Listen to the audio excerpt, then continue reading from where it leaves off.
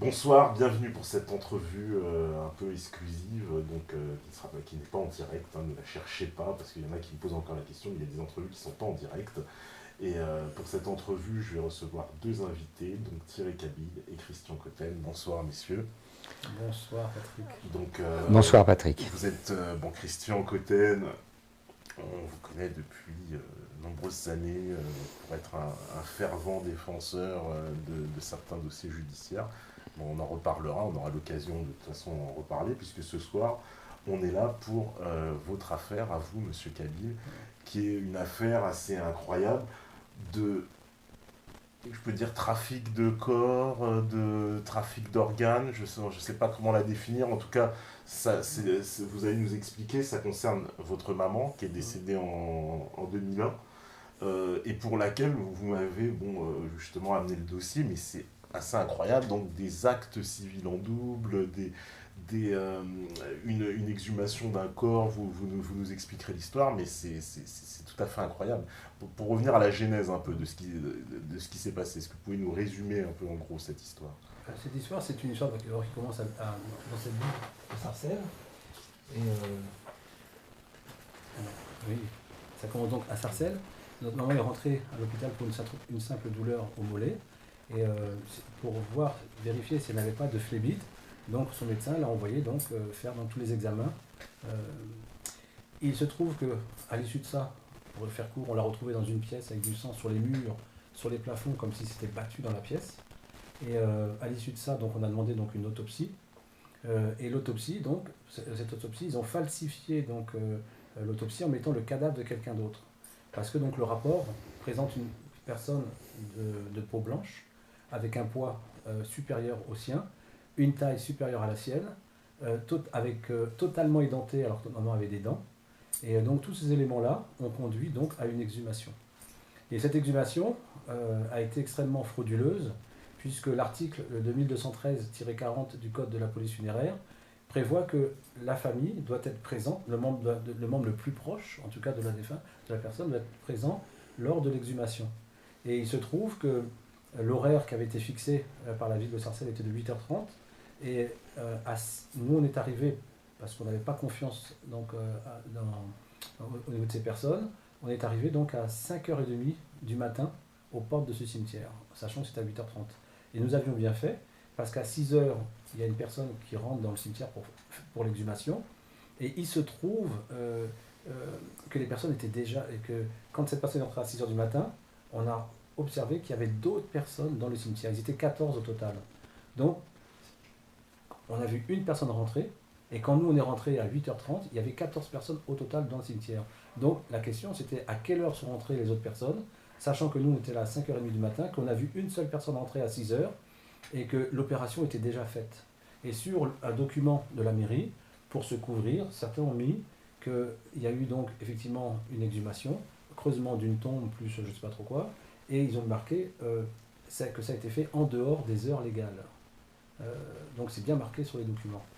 Et malgré tous ces éléments, donc encore une fois, on nous a toujours donné tort dans ce dossier. Et pourtant les éléments parlaient d'eux-mêmes. Oui, parce qu'il y a plusieurs actes de décès, ce qui est par définition impossible. Il ne peut pas y avoir deux actes de décès, ça n'existe pas. Et puis plusieurs actes de décès, mais qui sont vraiment en accord avec tout le début de la procédure, puisque quand elle rentre à l'hôpital, on découvre qu'elle est enregistrée sur deux noms, donc sous deux numéros.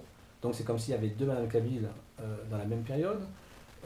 Quand l'autopsie a lieu, c'est deux corps qui partiront au nom d'Hélène Cabil, un de Villetaneuse, un de Gonesse pour une autopsie.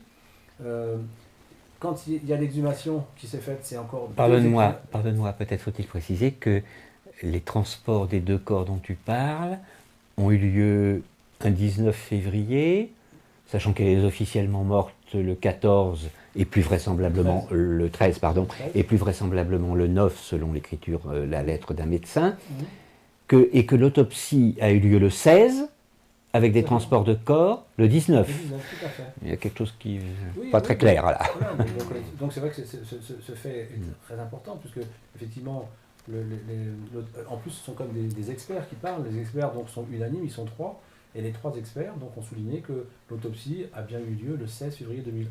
Or, le déplacement des corps de l'hôpital de Gonesse, et j'ai bien les corps puisqu'ils sont deux, c'est le 19 février 2001. Donc on ne peut pas déplacer les corps le 19 février 2001 pour être autopsié le 16. Mais ça justifie largement le fait qu'on soit étonné de voir que dans le rapport, rien ne correspond à notre maman, puisque dès le départ, ça n'est pas elle qui part se faire autopsier. Et puis après l'exhumation, c'est ce qu'on a retrouvé aussi. Alors là, on est dans presque de la science-fiction. Pardonnez-moi le terme, mais c'est surréaliste.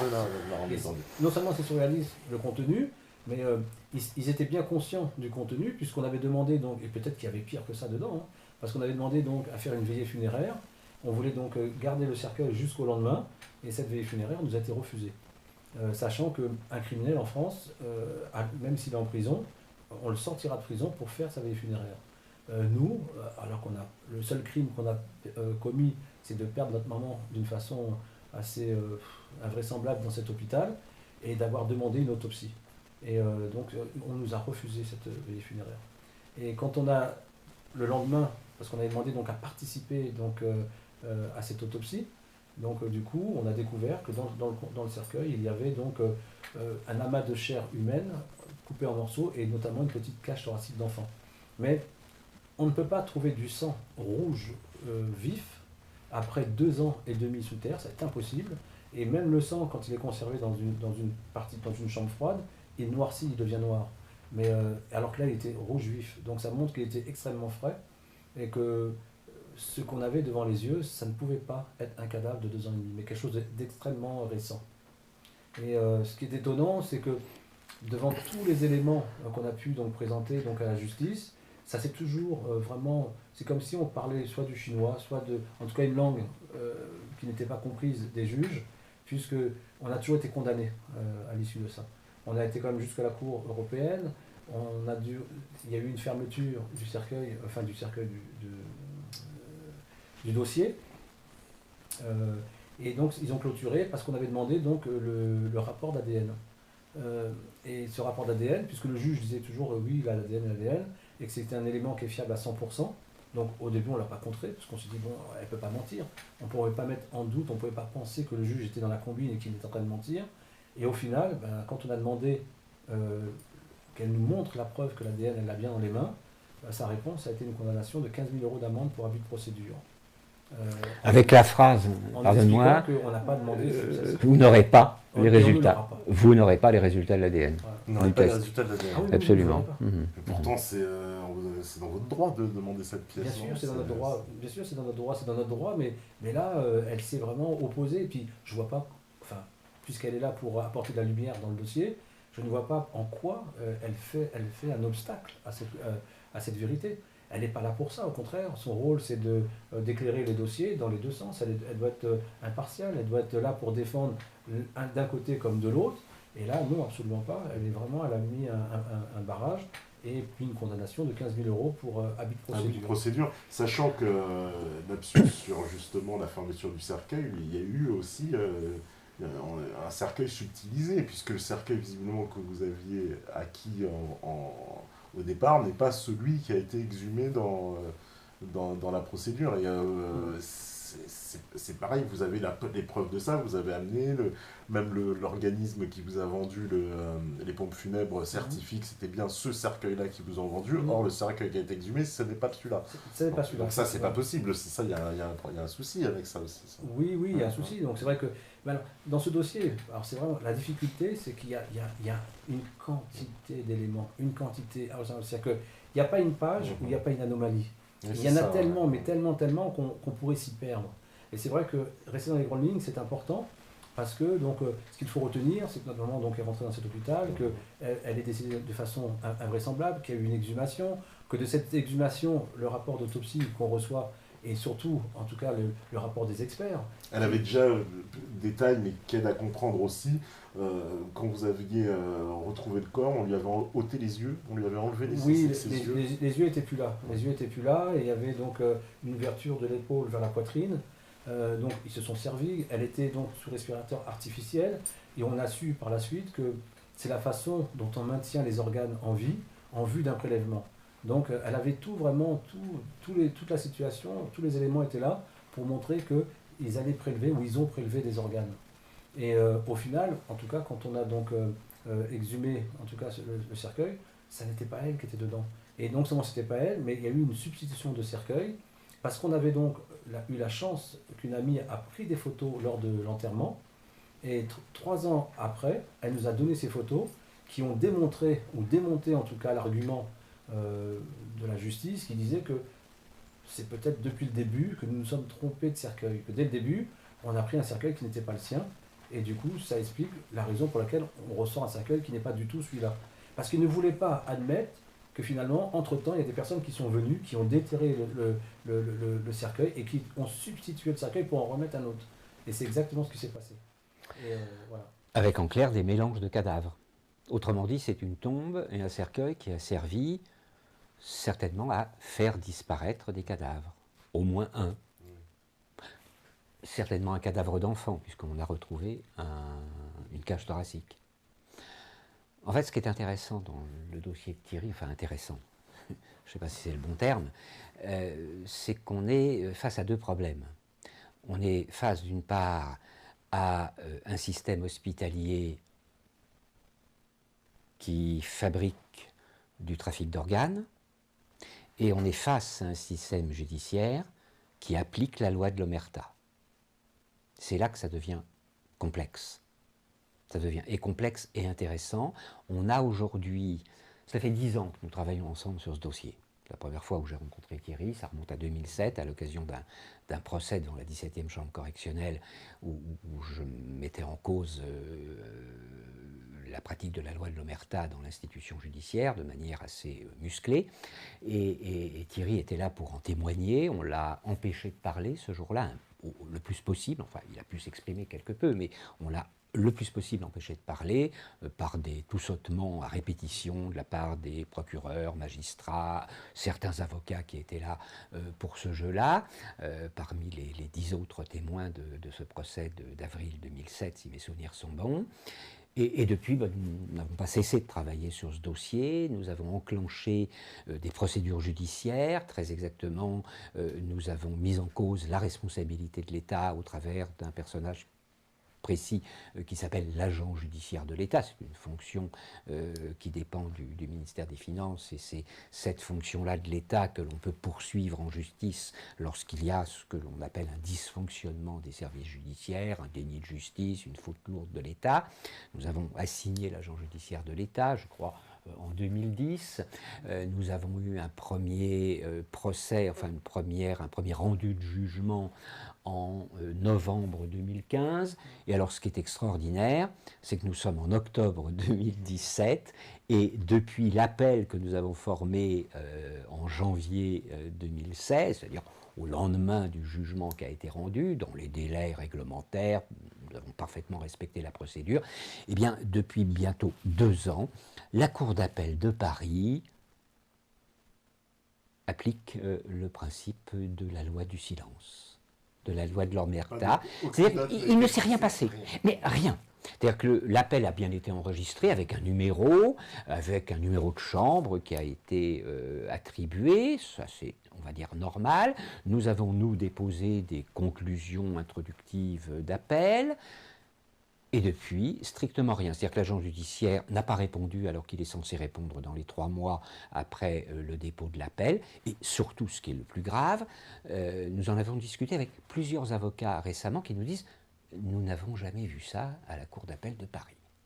C'est-à-dire que depuis 2 ans, il n'y a pas eu un seul acte posé par la Cour d'appel, aucun conseiller de la mise en l'état désigné, aucune convocation pour aucune audience de ce qu'on appelle la mise en l'état, c'est-à-dire la préparation du jugement d'audience au fond, rien, zéro. Nous avons alerté la première présidente de la Cour d'appel, une certaine Madame Chantal Arens. Nous avons alerté le procureur de la Cour d'appel de Paris, Madame Catherine Champ-Renaud. Madame Arens m'a fait une réponse tout à fait aimable, tout à fait courtoise, par l'intermédiaire de son secrétaire général, Monsieur Pascal Lelyong. Le courrier date du 21 juin de cette année. Madame la Présidente a pris note et avec attention de votre requête et la transmise au juge compétent pour que celui-ci vous fasse une réponse dans les meilleurs délais. Ça, c'était le 21 juin. Nous sommes le 20 octobre ou le 17 ou le 18 octobre, pardon, 18 octobre. Cela fait donc 4 mois. Bien, j'attends toujours la réponse. C'est-à-dire qu'on m'a répondu qu'on allait me répondre, mais on ne m'a pas répondu.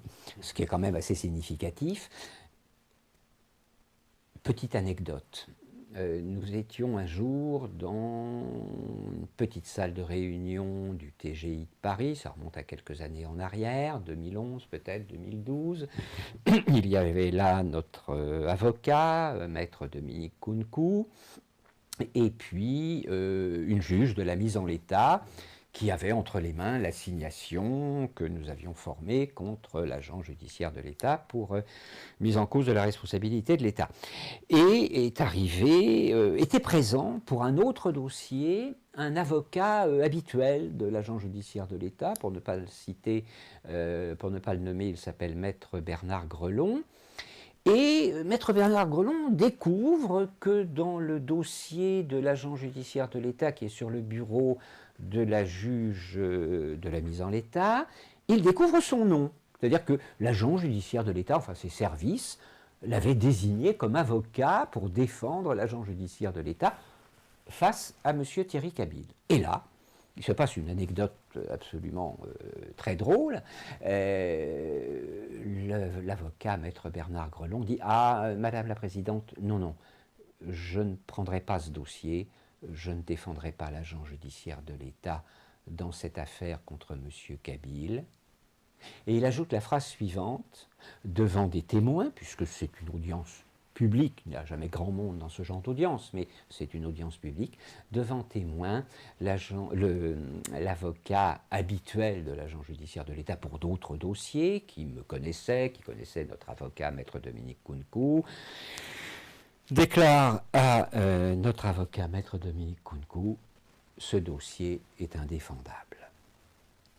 Donc en fait, l'État ce qui veut dire quoi? Ce qui veut dire qu'un avocat très expérimenté, c'est un homme de notre génération, enfin la mienne en tout cas, je crois même un petit peu plus âgé, qui a un petit peu de bouteille, c'est ce que j'appelle un vieux singe, il connaît son métier, déclare, alors qu'il est désigné par son client habituel, l'agent judiciaire de l'État, c'est un avocat qui travaille avec la JE de manière récurrente depuis des années, il déclare non, je ne prends pas le dossier, il n'est pas défendable.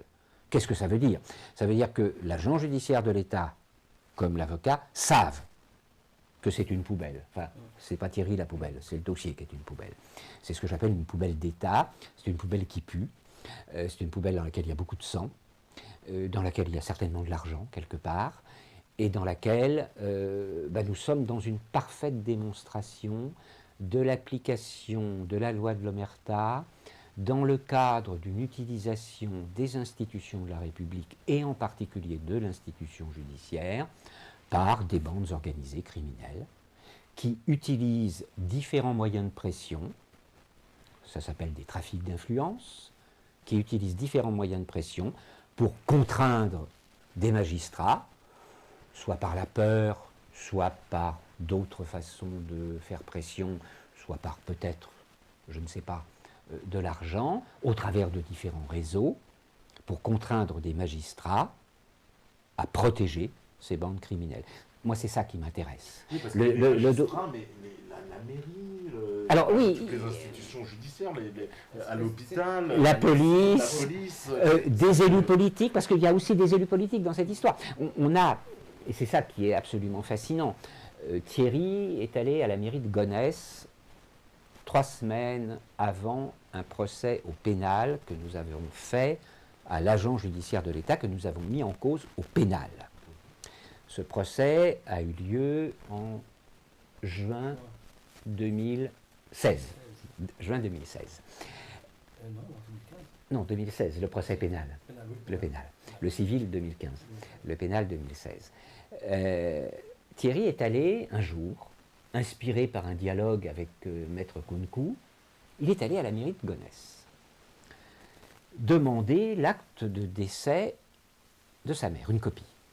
Et là, on lui sort un acte numéroté 81, sauf erreur. Oui, 80, mais c'est plus vieux que ça. Si tu regardes, parce que c'est vraiment, si tu regardes les documents, c'est 2014. Hein. Oui, tu y étais allé en 2014, En 2014. mais tu es retourné Et- quelques semaines avant le procès. Et quelques semaines avant le procès, donc c'était plus pour le 81, parce que là, j'y suis allé, parce que j'avais, je me dis quand même... Ah oui, pardon. Je trouve pardon. que c'était insupportable de voir ce mensonge continuel, parce que partout c'est que du mensonge. Les juges, c'est comme si on ne parle pas la même langue. Et là j'ai dit non, je vais leur tenir tête quand même, et je vais demander l'acte qui fait foi, c'est celui qui a été posé sur le livret de famille, c'est-à-dire le 90. C'est celui qui également a servi logiquement à la fermeture de cercueil. Rappelons que ce qui est quand même un acte civil, il est unique. Il est établi par la mairie, il est signé par un officier de mairie.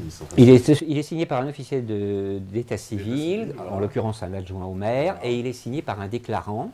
Et là, dans le cas de figure de Thierry, il s'agit d'un capitaine de police. Alors, je ne vais pas tout de suite citer son nom, on va s'abstenir de rentrer dans des... Mais il est cité dans nos écrits, et il est public. Il est public, ce nom. Mais je pense que là où tu voulais en venir, c'est pas l'agent d'état civil. Je pense que tu voulais venir par rapport au médecin légiste. Oui, aussi. Le médecin légiste, parce que c'est vrai que cette fermeture de cercueil qui est étonnante, puisqu'elle s'est faite le 22 février, alors que notre maman a été donc inhumée le 26 février. Et on ne peut pas faire une fermeture de cercueil le 22 février pour un enterrement le 26 février. Ça n'est pas possible. Déjà, ça montre que là, il y a un corps qui a été enterré au nom de notre maman, mais on ne sait pas qui, on ne sait pas où. En plus, ce corps-là a la particularité d'avoir eu un acte de décès signé par un médecin légiste. Or, le médecin légiste, le seul cas où il peut faire un acte de décès, c'est quand on trouve une personne qui est morte dans la rue, par exemple, et on ne sait pas de quelle façon elle est morte, si c'est une mort naturelle, si c'est une mort accidentelle, donc criminelle, si elle est morte il y a un jour, il y a 2 jours, 10 jours, on ne sait pas. Donc seul le médecin légiste va pouvoir répondre à toutes ces questions. Et comme il va pouvoir y répondre, c'est donc sa responsabilité de faire l'acte de décès. Et notre maman, je rappelle qu'elle est morte à l'hôpital de Gonesse.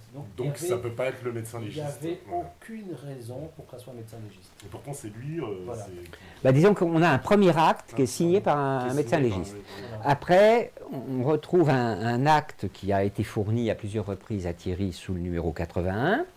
Et puis, dans le livret de famille, on a un acte qui est le numéro 90. Et lorsque l'on va voir le registre d'état civil, il faut savoir qu'un registre d'état civil, toutes les pages sont numérotées, tamponnées en rouge, reliées et en théorie infalsifiables. Seul un juge ou un procureur, selon les cas de figure, peuvent éventuellement apporter une rectification à un acte d'état civil s'il y a une véritable raison sérieuse et fondée. Là, il n'y a rien. Ça peut être intéressant que tu montres en image, d'ailleurs, cet acte d'état civil. On a une page qu'a découverte Thierry, qu'il a photographiée. Découverte, d'ailleurs, un peu de force, faut expliquer. Enfin, oui, voilà. Il a pas voulu te la donner spontanément, quand même. Non, on n'a pas voulu te montrer spontanément. Mais ils ont compris que je ne sais pas. Cet acte, voilà, vous verrez à l'image, mais c'est incroyable. Mais c'est important aussi de dire, quand on parle de ces actes, et que seul le procureur peut modifier un acte, mais il le modifie de quelle façon? Et qui va motiver cette modification? C'est la personne qui est concernée par l'acte. C'est-à-dire que si je veux modifier mon nom, si je veux modifier quelque chose parce qu'il y a une erreur, donc l'erreur, je vais donc me manifester auprès des tribunaux, auprès du procureur, pour dire que là, il y a tel problème, est-ce qu'on peut apporter cette modification? Mais là, il n'y a rien eu de notre part, déjà. Ça, c'est important de le dire. Donc je ne vois pas, ça montre bien qu'il y a une sacrée magouille, parce que... Oui, parce que la modification il a fait au nom de quoi? Au nom de quoi? Et donc du coup, cette modification, ils la font parce qu'ils sont conscients qu'il y a une erreur et qu'il faut modifier. Et là, c'est extrêmement grave ce que je dis là. C'est un aveu. C'est un aveu. Il faut comprendre que là, on est dans un aveu. Parce que quand ça vient de la personne concernée, s'il y a une erreur dans l'acte, qu'importe l'acte, donc, je vais donc me manifester, je vais donc écrire, je vais solliciter les services compétents, mais là, il n'y a rien. Non, parce que vous n'avez jamais fait de démarche en me pointant du doigt l'acte à la mairie. Donc, je le dis haut et fort, c'est la mairie il n'y a rien eu de la part de la famille Camille. Nous n'avons à aucun moment demandé de modifier l'acte. Et puis en plus, modifier pour faire quoi? Le 90 au 81? Franchement, pour nous, il n'y avait aucune raison de changer le 90 au 81. Je ne vois pas pourquoi, sauf que là, on se retrouve avec une dame voilà, qui partage le même acte que notre maman, le même jour de dressé que notre maman, la même heure. situation, drôle de coïncidence, et du copier-coller, c'était impossible. Signé par le même officier d'état civil, et par contre déclaré par un autre déclarant. Ce n'était pas le même officier de police qui a déclaré Madame, cette autre dame, on ne va pas citer son nom, vraiment elle n'y est pour rien, mais ça revient au même. Le dossier de Thierry n'est pas facile parce que l'histoire est très compliquée d'une certaine manière. On n'arrive pas à tout comprendre parce qu'on n'a pas toutes les informations, on ne sait pas exactement tout ce qui a été fait par qui, mais on constate un certain nombre d'effets. Et puis surtout, tu as prononcé un mot qui est très intéressant tout à l'heure, il y a quelques instants, qui est le mot aveu. En fait, aujourd'hui, nous sommes dans cette situation extraordinaire où l'ensemble du système judiciaire, et ceci au plus haut niveau de l'État, je vais y revenir tout à l'heure, pourquoi j'ai dit au plus haut niveau de l'État, l'ensemble du système judiciaire est en train de nous dire, oui, vous avez raison, il y a un problème. Il y a un gros problème, mais on ne sait pas le résoudre, donc on se tait. La seule chose qu'on sait faire, c'est se taire. On met un couvercle, on met un édredon, et puis on va peut-être aussi tenter de mettre un édredon sur la tête de Thierry et sur la mienne. Il faut que je te raconte, Patrick, si tu me permets, un événement du jour. J'allais presque dire que c'est un cadeau des anges qu'ils nous font, bien que le cadeau ne soit pas très agréable. Thierry a fait l'objet de nombreuses menaces. Il a même fait l'objet de ce que je vais appeler une agression policière. Je le raconterai peut-être tout à l'heure. Je finis ma petite histoire et puis tu pourras revenir là-dessus.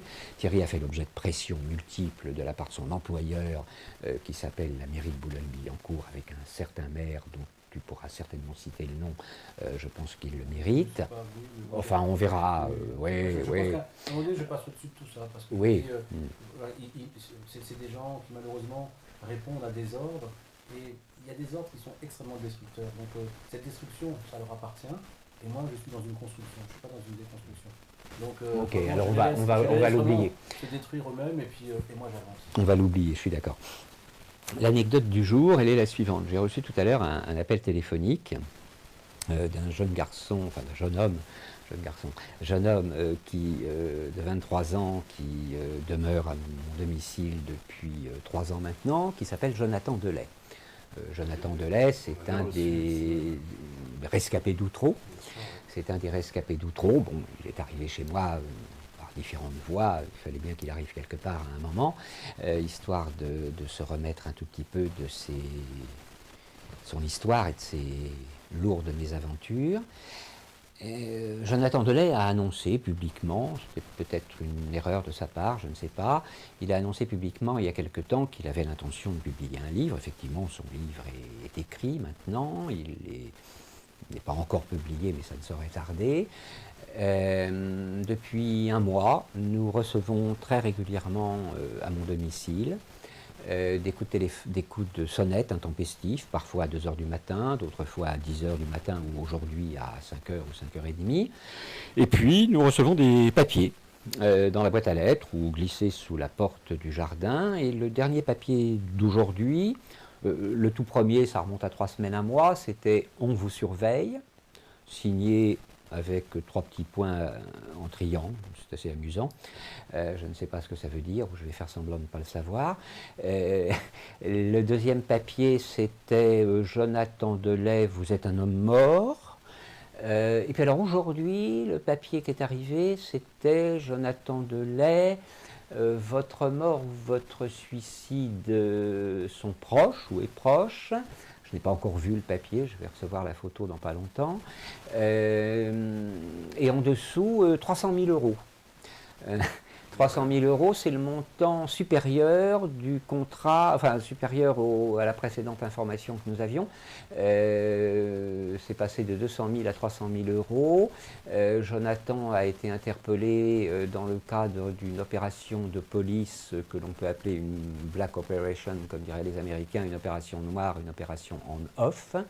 Il y a 3 semaines de cela environ, du côté de Valence. Jonathan a été interpellé à 6 h du matin. matin. Il a été gardé en interpellation pendant 6 heures, en dehors de toute procédure, en dehors de toute garde à vue. Il n'était pas du tout en garde à vue.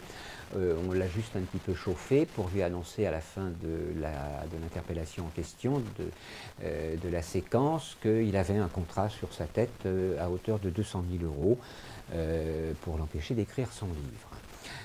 La conclusion, enfin une des conclusions de la gendarmerie de Gif-sur-Yvette, avec qui nous sommes en interaction étroite depuis ces quelques semaines, puisque nous avons évidemment déposé une plainte, une des conclusions de la gendarmerie de Gif, qui connaît très très bien le dossier Thierry Cabil et quelques autres dossiers sur lesquels je travaille en ce moment, a été de me dire ce que nous pensons, c'est que vous êtes tous les deux sous pression, et Jonathan Delay et vous, tout simplement parce que vous êtes en train de déranger beaucoup de monde, et notamment à cause de l'affaire de Thierry Cabil. Alors qu'est-ce que tout cela veut dire? Ça veut dire que d'un côté, on a des chefs de cabinet, directeurs de cabinet, je ne vais pas citer leur nom, on va leur accorder cette grâce-là. Ce sont de pauvres airs, comme on disait autrefois.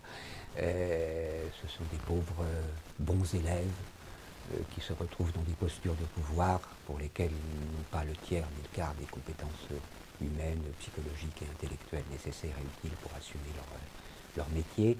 Je ne les citerai donc pas, ça serait faire injure à leur famille.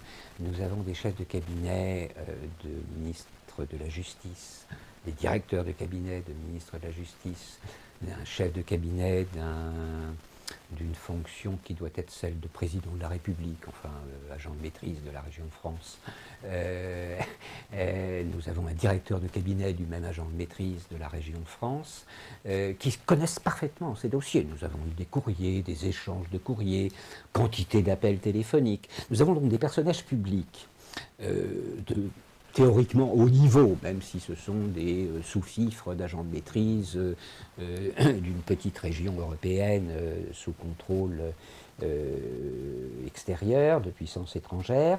Nous avons des sous-fifres qui sont censés remplir des fonctions étatiques de haut niveau, qui connaissent parfaitement ce dossier. Et je vais pas dévoiler certaines choses parce que ça pourrait mettre en danger certaines personnes, mais nous avons un de ces personnages qui a déclaré à quelqu'un que nous connaissons je ne veux pas payer pour d'autres. Moyennant quoi, je me tais. Je me tais. Parce que c'est ça qui est c'est étonnant dans cette affaire, c'est la complicité de toutes les institutions. Parce que la justice. Ah non, pas de toutes les institutions, parce qu'il y a dans le système des gens honnêtes. Des gens honnêtes, oui, bien sûr. Ça, c'est clair. Ouais. Il y a des gens parfaitement honnêtes. J'imagine que celle qui vous reçoit à la mairie, elle est peut-être pas forcément au courant de tout. Non. Elle est là pour moi défendre. Elle était gênée d'ailleurs. Voilà. Mais en fait, on est. Tu sais. Elle était gênée, et puis c'est vrai que. Alors, c'est pour ça que je me dis, bon, cette affaire, c'était la meilleure façon. C'est comme un piège à mouche. Vraiment, pour moi, c'est une façon de déshabiller le système et de montrer vraiment tout la complicité qu'il peut y avoir à haut niveau pour couvrir vraiment ce réseau de trafic d'organes. Parce que finalement, ils se sont mis à nu de eux-mêmes. Quand on voit un juge qui accepte 3 actes de décès, tout le monde peut comprendre que c'est pas possible. Il peut pas aller jusque-là. D'ailleurs. Ça n'empêche pas d'y aller. Oui, et tu as deux juges, enfin deux. Il y en a qui n'ont pas osé, c'est-à-dire que l'agent judiciaire de l'État, qui était bien conscient de ça, lui, ce qu'il a fait, il a ignoré la question. Il a fait comme si les 3 actes n'existaient pas dans ses courriers. Son avocat a fait la même chose. Et donc, du coup, il y en a un qui s'est mouillé, qui s'est jeté dedans, c'est le juge. Le juge, lui, était obligé de répondre, puis il a répondu. Il a dit, bah oui, 3 actes, il n'y a pas de Thierry, tu as 2 cours qui ont fait la même chose, le civil et le pénal. Ah oui, ils ont fait les mêmes procédures. Mais les juges ont quand même, enfin il y en a un qui a quand même osé aller dire que oui c'était normal, 3 actes c'était normal. En gros, il est en train de dire que... je me balade avec 3 passeports différents, 3 identités, voilà, il n'y a pas de souci. Et si demain, parce que sa réponse a été, effectivement il y a plusieurs actes, effectivement il y a plusieurs numéros, effectivement il y a un numéro commun à 2 personnes, mais c'est quand même bien le nom de votre maman qui est dessus. Ça revient à dire, Si je prends un billet de 500 €, je le photocopie recto verso. C'est le même billet. Voilà, donc les informations elles sont bonnes. Si on Je me peux dit, te donner ce billet photocopié à la place, ça oui, m'arrangerait. on me dit, mais le billet, on me dit, ah oui, mais tu sais, le papier il est faux, c'est pas un bon. Mais je dis, oui, mais c'est les bonnes informations. Oui, mais t'as C'est le les même bonnes numéro, informations. c'est la même Il y signature. a bien 500 remarqués dessus, donc il est où ton problème? Donc finalement, voilà la réponse du juge. Et c'est pour ça que finalement, quelque part, moi je voudrais, ainsi que notre avocat, puisqu'on n'a pas été éduqué vraiment à rentrer dans un réseau mafieux, ou leur faire concurrence en tout cas, donc, qui nous valide ce jugement. Et donc c'est pour ça qu'on a fait donc appel, sauf qu'aujourd'hui ça fait 20 mois, pratiquement. Plus de 20 mois, pratiquement 2 et qu'il y ans. a un silence mais radical. Parce que personne ne veut confirmer. Personne.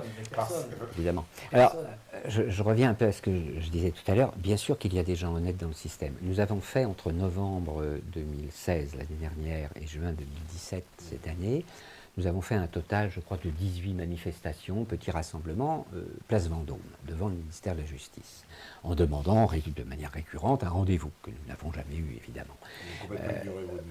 Totalement. Mais par contre, un certain nombre d'agents, fonctionnaires de l'État, du ministère, bien élevés, propres sur eux, parlant un français relativement distingué, des cadres, plutôt des cadres, sont venus nous voir. Certains nous ont dit « Ah non, non, je ne prends pas ce papier parce que vous comprenez, je risque ma place. » D'autres ont pris le risque de venir parler avec nous pour nous dire que oui, ils étaient bien au courant, ils comprenaient bien notre démarche. D'ailleurs, la ministre elle-même, Madame Belloubet, nous a écrit récemment qu'elle comprenait et respectait tout à fait le sens de notre démarche. Alors que nous écrivons des choses extrêmement violentes concernant un certain nombre de magistrats et de procureurs. Il suffit d'aller voir sur notre site politiquedevie.com où il y a l'essentiel des pièces du dossier. Nous avons écrit des choses extrêmement violentes, mais cela n'empêche pas la ministre de comprendre et de respecter le sens de notre démarche concernant le dossier d'Eliane Kabyl. Certaines personnes sont venues nous voir, parler avec nous, disant oui, on sait, vous avez certainement raison. Oh, peut-être qu'il faudrait que vous présentiez vos papiers un petit peu différemment, mais quand même c'est bien, oui, oui. Oh, monsieur Untel, à qui vous avez écrit, oh, c'est quelqu'un de très bien, oui, oui. Je vais lui en reparler de votre dossier d'ailleurs. C'est drôle tout ça. C'est drôle parce que, enfin c'est drôle et c'est pitoyable en même temps. C'est-à-dire qu'on a des gens sincères, intègres, honnêtes, mais enfermés dans un système. On est dans le problème, ce que j'appelle le problème philosophique du comptable d'Auschwitz. C'est un problème pas facile à résoudre. Elle est où et jusqu'où va la responsabilité du comptable qui enregistre des petits bâtons de statistiques pour compter les morts? Il est responsable des massacres ou il est juste comptable? C'est pas un problème facile à résoudre sur un plan éthique, ça, sur un plan philosophique.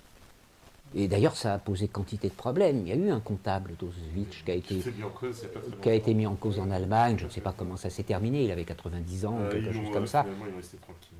Ils l'ont laissé tranquille, oui.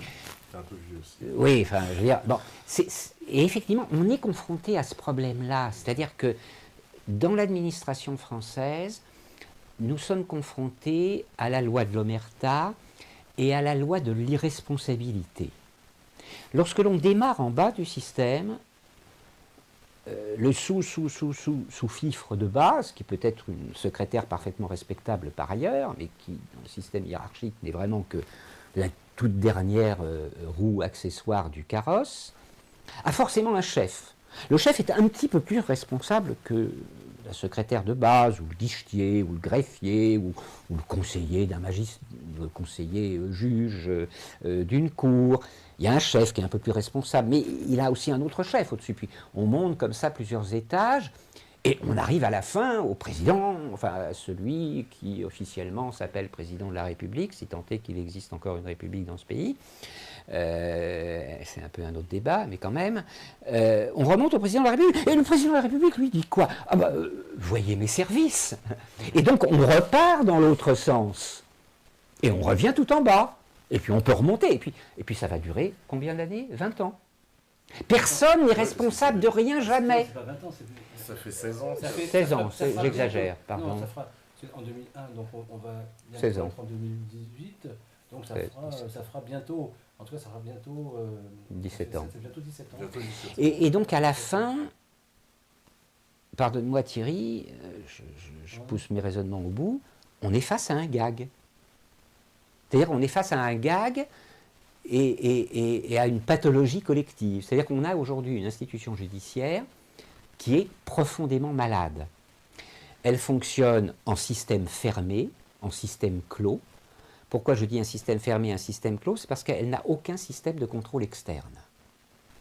EDF a des centrales nucléaires, ils fonctionnent entre eux, EDF, ils gèrent leurs centrales, mais ils ont un système de contrôle externe, je ne sais plus son nom, enfin, un système de sécurité qui est capable de dire cette centrale-là, elle marche mal, il faut la fermer. On n'a aucun système en France qui permet de dire ce tribunal-là, il faut le fermer. Tout simplement parce que les gens qui seraient susceptibles de dire cela sont eux-mêmes membres du même système. On n'a aucun contrôle externe, aucun contrôle démocratique, jamais, nulle part. Donc qu'est-ce que ça veut dire? Ça veut dire qu'on a un système de solidarité tribale au sein de l'institution judiciaire qui va au-delà de l'institution judiciaire, qui englobe d'une façon globale, qui englobe l'ensemble de la fonction publique.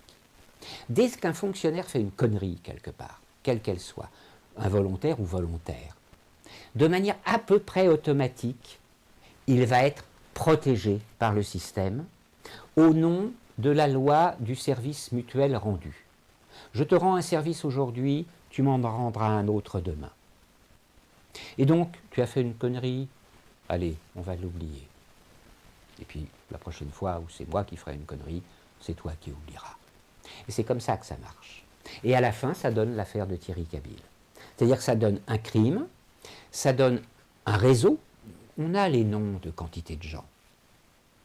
Et puis d'ailleurs, on ne va pas trop tarder à les citer, à comparaître en citation directe devant une cour d'assises avec un tribunal, un jury populaire. Ça leur pend au nez et ça va leur tomber dessus dans les semaines qui viennent, dans les mois qui viennent. On a juste quelques petites dizaines d'heures de travail. C'est quand même, enfin, on dit tu me rends service, je te rends service, mais c'est quand même une organisation qui est extrêmement rodée. Et puis ils ont toujours vraiment une grande longueur d'avance sur la réflexion que nous, citoyens, pouvons avoir. Parce que derrière ça, c'est vrai que donc, cette affaire pour un trafic d'organes, donc elle démontre aussi un réseau extrêmement soudé, qui s'organise extrêmement, qui est une forme de forteresse. Mais quand on voit la loi Touraine, par exemple, on pourrait penser qu'elle n'a pas de lien avec cette affaire, mais elle a un lien avec cette affaire, parce que si cette loi avait existé au moment des faits que nous avons vécus, on n'aurait pas pu se défendre.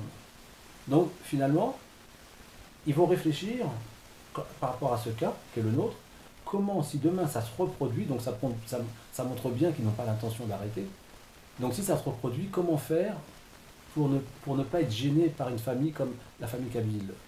Eh bien, on met la loi Touraine. Et que dit la loi Touraine? Elle dit qu'aujourd'hui, les organes des Français appartiennent à l'État. Et il y avait un article qui disait désormais les Français n'auront plus leur mot à dire concernant leurs organes puisqu'ils appartiennent à l'État. Donc, si, tu peux toujours enregistrer sur Internet que tu t'opposes au prélèvement de tes organes. Sauf que dans un cas où tu meurs demain matin dans un accident de voiture, personne ne va aller vérifier sur Internet ce que tu t'es opposé. Ce que tu dis est vrai, mais dans les faits, il faut analyser les faits, parce que tu sais, quand une personne, elle voit un membre de sa famille sur le point de mourir, elle ne pense pas qu'on va lui prendre ses organes, parce que prendre ses organes, ça veut dire qu'elle va mourir. Au contraire, jusqu'à la dernière minute, jusqu'à la dernière seconde, on veut qu'elle vive. Donc cette partie-là n'existe pas dans le cerveau de la personne. Donc même s'il avait signé comme quoi il s'oppose au don d'organes, ben, franchement, au moment où ils vont se servir, du moment qu'ils n'ont pas vu et que personne ne vient s'opposer là-dedans, il y a une clause là-dedans qui donne raison aux médecins. Et puis je rappelle qu'on prend des organes uniquement sur une personne qui est encore vivante. C'est-à-dire qu'aujourd'hui, les médecins, et c'est là le problème, c'est qu'aujourd'hui il y a un véritable danger, c'est que nous savons que au sein des hôpitaux, il y a un réseau mafieux. Et donc ce réseau mafieux, et puis à côté, il faut dire aussi qu'il y a des gens honnêtes, il y a des médecins qui ne sont pas du tout dans cette énergie-là. Et parce qu'ils ne sont pas dans cette énergie-là, moi ce qui est important de dire, c'est que là aujourd'hui il y a un danger. Et le danger, c'est cette loi. C'est-à-dire cette loi, elle est en train d'encourager ce réseau mafieux. Pour rappeler la loi de Touraine, donc elle part du principe qu'on est tous donneurs d'organes, c'est ça. Voilà. Absolument. Il faut s'y opposer en fait. Il faut faire une déclaration d'opposition. Voilà. Thierry, j'aimerais bien que tu parles du médecin qui pleurait dans ton histoire, parce que c'est une trop belle histoire, quoi. Oui, ce médecin, donc c'est le docteur Torchman. Alors, c'est que son parcours, c'est quand même une personne qui avait quand même un cabinet avec d'autres médecins. Ça faisait 40 ans qu'ils étaient en place, plus de 40 ans.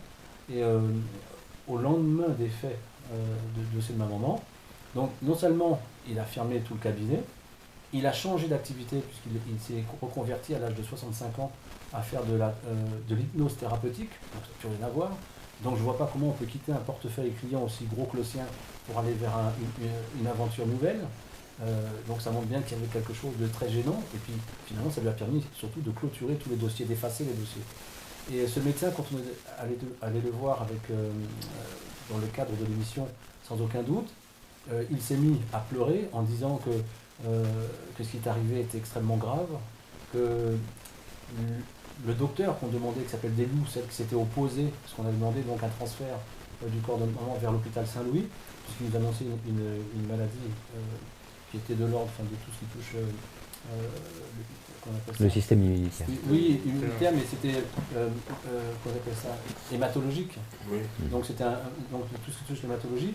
Et donc il y avait un spécialiste qui s'appelle donc le docteur Rafou de l'hôpital Saint-Louis, et on l'avait sollicité pour qu'il reçoive le corps. Et ce docteur Deliou s'était opposé à ça.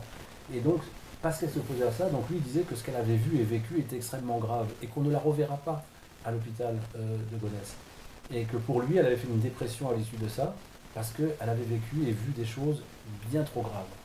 Et ça, c'était vraiment, je trouve que c'est quand même des éléments troublants de la part du médecin, qui lui-même disait que depuis, parce que lui-même aussi disait que depuis les faits, lui-même est malade. Et parce que je voulais lui montrer les photos du contenu du cercueil, et il disait qu'il ne peut pas voir ça, qu'il est malade. Et je lui dis, mais regardez, il dit M. Cabi, vous ne comprenez pas, je suis malade depuis ça, je ne peux pas voir des photos pareilles. Donc, un médecin qui dit ça. Ouais. Donc ça veut dire quoi? Ça veut dire que ce docteur, qui était le médecin traitant de ta mère, sait ce qui s'est passé. Bien sûr qu'il sait. Il sait, et évidemment, il est mal avec ça, et il est même très mal. Ceci pour associer avec un autre petit événement qui nous est arrivé durant l'année 2017. Un médecin est venu nous voir, place Vendôme, un soir, où nous faisions notre manifestation avec musique et haut-parleurs, et un médecin s'est approché de nous et est venu parler avec nous. Et nous lui avons parlé de ce dossier de l'hôpital de Gonesse, et sa réponse spontanée a été de nous dire « Ah oui, l'hôpital de Gonesse, je sais, nous savons, c'est connu dans le monde médical. » C'est connu dans le monde médical qu'il se passe des choses pas tout à fait claires à l'hôpital de Gonesse autour des transplantations et trafics d'organes. Mais ils ont fait des choses incroyables, parce que depuis il faut dire qu'à l'époque des faits, à Gonesse, parce qu'il y avait un parcours, au début, donc il y avait ce qu'on appelle le CLIN. Alors le CLIN, c'est un service qui est là pour contrer toutes les maladies nosocomiales qu'il y a dans les hôpitaux. Et à l'époque, cet hôpital n'était pas rattaché au CLIN. Pour preuve, c'est qu'il y avait plusieurs patients dans la même chambre, avec des toilettes qui étaient dans le couloir, partagées donc avec les visiteurs. Et notre maman qui avait soi-disant ce problème hématologique, donc ça ne pouvait pas lui permettre de guérir, en tout cas au sein de cet hôpital. Et conscient vraiment du danger que tous les patients encouraient à séjourner dans cet hôpital, ils ont donc détruit l'hôpital, ils ont reconstruit un autre hôpital. Et là aujourd'hui, j'imagine que cet autre hôpital est rattaché au CLIN. Parce que depuis toutes ces années, c'était un des seuls hôpitaux et des rares hôpitaux qui n'étaient pas rattachés au service du CLIN. C'est comme si j'avais une voiture et que je roulais sans assurance depuis tout le début. J'ai pas d'assurance, jamais d'assurance. Et sans contrôle technique. Sans contrôle technique, sans rien. Et donc c'est-à-dire que j'étais en infraction depuis le début. Mais c'est bien un hôpital public, parfois. Oui. Non, mais c'est très grave. Et quand ils ont vu qu'on a souligné, en tout cas cette infraction, qui était le service du CLIN, je pense que la déconstruction de l'hôpital pour en construire un autre, ça en fait partie. Il a été déconstruit quand, cet hôpital? Récemment. Parce que très récemment, on va dire qu'il a été reconstruit très récemment, déconstruit l'autre il n'y a pas longtemps. On va dire depuis 2015 peut-être qu'il est en place au niveau de l'hôpital. Et naturellement, le directeur, qui était donc vraiment, qui couvrait toutes ces magouilles, est parti, donc il n'est plus là, et ils ont mis une nouvelle directrice à la place. Il coule des jours heureux de retraités à Djerba, en Tunisie. Ça, c'est une des dernières informations que notre réseau d'informateurs nous a transmises il y a peu de temps. Oui, je sais. C'est un petit détail. On ne va pas citer son nom, ça ne sert à rien. Mais si jamais il entend cette information, il faut qu'il sache que nous savons exactement où il se trouve. Et en plus, ce qui est assez extraordinaire, c'est qu'il y avait donc, ça aussi c'est une première, il faut le dire, il avait lancé, parce que c'est vrai que l'hôpital en question ne fonctionnait plus, les gens avaient peur d'y aller, et puis les gens étaient très méfiants, et ils avaient très regardants. C'est-à-dire qu'aujourd'hui, ils avaient vraiment un regard, ils n'étaient pas fermés, ils n'étaient pas endormis en allant là. Et du coup, ils ont souligné tellement d'anomalies que les gens y allaient de moins en moins. Donc il fallait redorer le blason de cet hôpital. Et il se trouve que lui, pour vraiment fâché de cette situation, il avait porté plainte contre ma tante pour diffamation. Parce que donc elle avait utilisé un article disant que l'hôpital était criminel. Et comme par hasard, à la veille de cette audience, avec le Christian, nous sommes allés donc au tribunal de Pontoise avec les 3 actes de décès. Et quand ils ont su qu'on avait ces 3 actes de décès, l'audience n'a jamais eu lieu. La plainte a été plus ou moins enlevée. On n'a jamais plus entendu parler de ce directeur. Donc on peut comprendre pourquoi il est parti. Ça s'appelle un aveu. Et des aveux comme ça, finalement, dans l'histoire de Thierry. Ils ont pu savoir que vous allez venir avec ces 3 actes. Oui, on leur a fait savoir. Alors, on leur a fait savoir à travers l'avocat qui représentait ma tante. Et donc cet avocat a fait savoir à ce directeur que nous avions les 3 actes. Et puis je rappelle également qu'il avait, ce même directeur avait envoyé un courrier au juge, au juge qui avait donc jugé ma tante. Il était écrit, parce que je l'ai lu, il faut le document, puisque l'avocat qui représentait les intérêts de ma tante m'a permis de lire ce document, et il disait que il demandait au juge d'utiliser tous les moyens qui étaient dans sa possession pour faire taire ma tante à jamais. Alors là, prenez-le comme vous voulez, mais voilà ce qui a été dit. Donc je pense qu'il était extrêmement nécessaire et important que nous allions autour de ma tante avec les 3 actes de décès. Parce que sans ces 3 actes de décès, je ne sais pas ce que le juge aurait fait. Et quels auraient été les moyens qu'il aurait mis en place pour la faire taire à tout jamais. Ouais. Non, il respire. Respire. Non, mais c'est vrai que cette affaire, c'est vraiment ces connexions entre donc, l'hôpital, après donc la mairie, les actes, les médecins, la police, parce qu'il y a une affaire aussi avec la police, des soucis à un moment donné que votre voiture, vous étiez à la fourrière, enfin bon, anecdote aussi. C'est une anecdote, mais c'est une anecdote où j'ai failli perdre ma vie quand même. Hein. Oui, voilà, c'est un peu ça, c'est pour ça que... J'ai failli perdre ma vie, c'est une voiture, ça commence par un arbre qui tombe sur ma voiture alors qu'il faisait beau, il a fallu que les pompiers arrivent, découpent l'arbre, et puis emmènent la voiture en réparation. À l'issue de ça, donc on m'a passé une voiture de remplacement, on me demande 8 000 € pour la voiture de remplacement, que je n'avais pas. Et que je ne pouvais pas donner cet argent-là, on me dit de prendre un avocat et de payer ces 8 000 € et qu'avec l'avocat, je me ferais rembourser les 8 000 €. Moi, je dis, je ne peux pas faire ça. Finalement, je vais à l'assurance pour m'arranger avec eux, voir comment on peut sortir de ce problème. Et quand je ressors de l'assurance, ma voiture n'est plus là.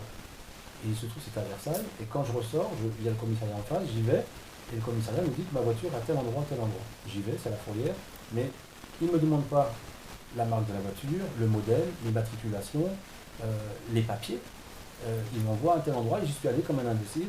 Et là, il y avait 3 policiers qui m'attendaient et qui m'ont dit qu'ils allaient régler mon compte. Finalement, la chance que j'ai eue, c'est de pouvoir contacter l'avocat de l'époque, qui était donc en lien avec Gilbert Collard. Et finalement, la chance que j'ai eue, c'est qu'il n'était pas loin, il était tout près, cet avocat. Il était tout près de cette fourrière, il était à 5 minutes.